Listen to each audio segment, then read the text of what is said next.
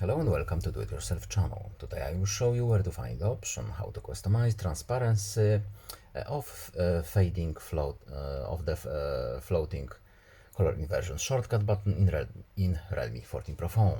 Where to find it? So first of all we need to go to our phone's settings. Next, accessibility and convenience, then accessibility, then vision tab, and now we're looking for the color inversion. And here it is the shortcut for it. We need to tap the shortcut option, then we need to go to the accessibility button and tap the more options link. And here we have our options. So we can change the location of the button to the floating one. And the floating one we can customize even more.